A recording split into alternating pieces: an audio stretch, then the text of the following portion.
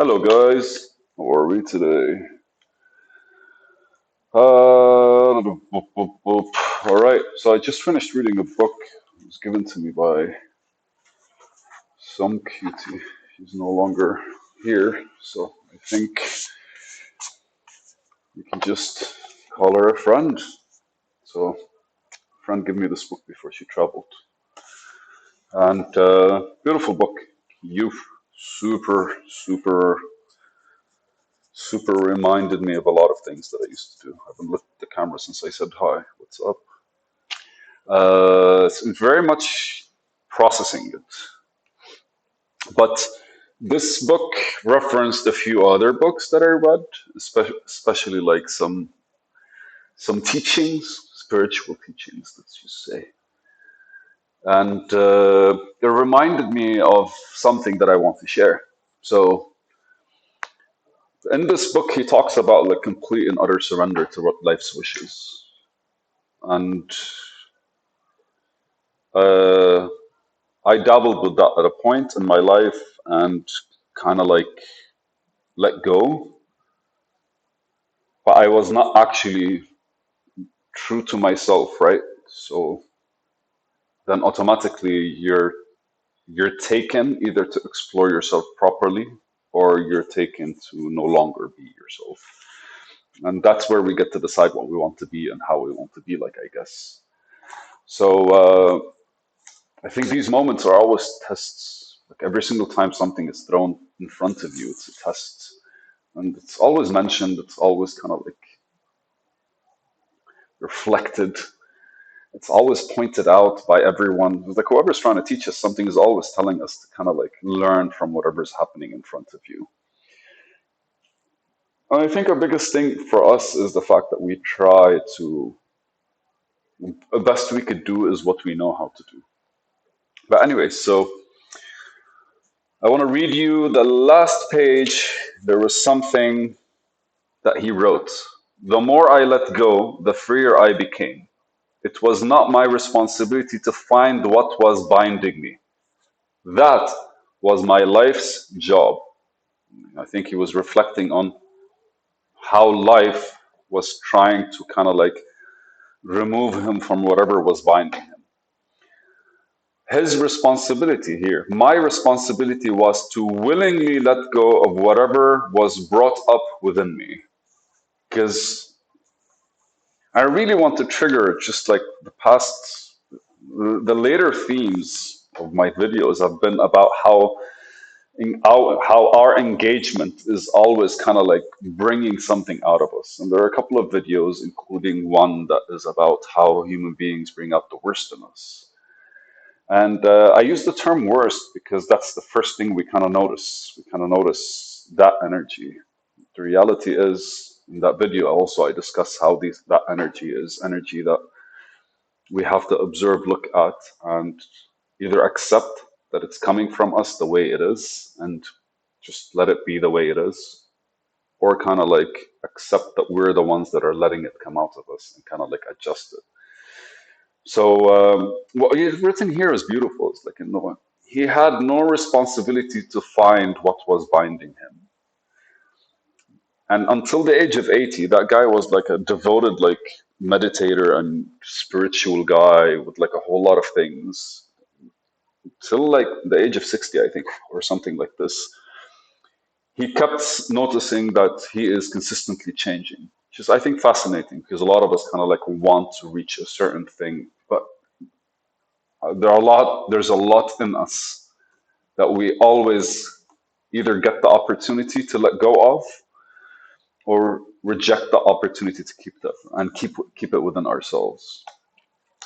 So I don't want this to be a spiritual talk as it's coming out, but I want it to be, I want to reflect on my own work and how I'm working on my project and how I feel some kind of way. And I'm literally going to read to you what I was sending, what I just sent my friend as basically a kind of like, what are the things I got out of the book and where did it particularly like engage with me from a personal perspective. And say I was talking here, I was telling her the day I decided to start dedicating 1 hour of my day to the universe, which is the walk, like God, the universe, energy, the flow, the Tao, whatever we want to call it. For me, it's just like it's fascinating that we are literally standing on a stone that's traveling at X amount of miles per second and through space, through fucking vastness of empty space, following a sun or following another fucking star that's burning and that gives us energy and heat. But so the day I decided to start dedicating an hour and wake up every day, do the walk every day without hesitation, is the day when I started was able to reach a certain level where it's the day where I started becoming more productive. I'm reading exactly what I sent her. But I was only able to reach a certain level where I find myself unable to do more. The truth is, this is still me talking. The 1 hour was for the universe, and another hour working out was for my body, and almost everything else truly was for me. Reading the book makes sense that even though I am under the strong belief, still talking, that whatever is trying to go through me is a manifestation from the universe. Because really, like, just it took me 3 years for me to figure out what I'm willing to work in my life for, and what I was willing to die to make a reality for. Because ultimately, what we do as human beings is we create. Every day we're creating something, we're doing stuff, we're supporting something, we're building, we're nurturing. It's fascinating, and it's all love, and it's all the positive feelings that kind of like allow something to grow. And it's not really like the other feelings that make something grow, it's the other feelings that take and absorb. So, and here reading the book makes sense that even though I'm under the strong belief that whatever is trying to go through me, which is my project, and I'm like trying to code it, and I'm trying to like make a business out of it, and trying to sell it to people and all that stuff, everything is a manifestation from the universe itself. Like I am literally not consider like whatever my mind came up with over a course of 3 years of the stuff that I was going through, though that was really just me observing the process unfold from nothing. Like that process was building on top of my experience in life, and kind of like, oh, this is how you see things, this is how you look things, then pop, this is what you want to do. And it's just like, and the day I was like, this is what I wanted to do, and I completely realized that, like, I completely understood the end result of what I'm trying to do. It kind of like just blew in my mind beautifully and made me feel so confident, so just, I don't know what to call it. And here I'm talking about the thoughts and what I would want to do with society and the systems people use to engage with the day. I never truly looked at them in any way but me selfishly wanting to do them. And that's true. Instead of my job is to dedicate the time for the universe to manifest it through me. And here I point out about my own personal experience, because it's the times when I only sit in front of the computer and don't think when I do the most productive work.